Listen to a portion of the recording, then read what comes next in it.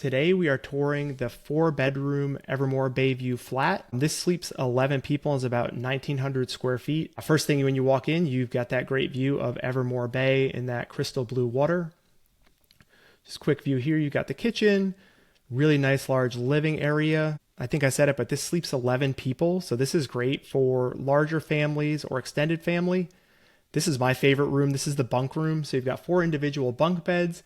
Each bunk bed has its own little reading lamp, so you've got light on each one. It's a really cool shower. You got this, or bathroom, you got this big basin sink with 3 faucets, large walk-in shower, and there's room in there to change, so you don't have to come back out in the bedroom to change if you're sharing with a bunch of kids. Again, nice large seating area, big couch, Evermore Bay views. Each bedroom has its own in-suite bathroom, so no need to be sharing bathrooms when you're staying here with a large group. Everyone's got their own. You've got bathroom, shower. Walk back out here to the living room.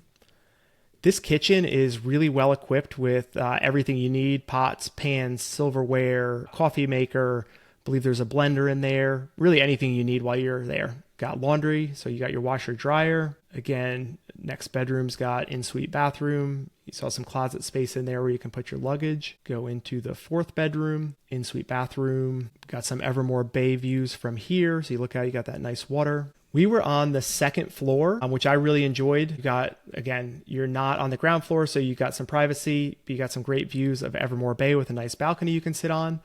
If you stay on one of the higher floors, which are the premium Evermore Bayview rooms, you're actually up a little bit higher and can see the fireworks from there, which is really cool because we're not too far from Disney here at this property.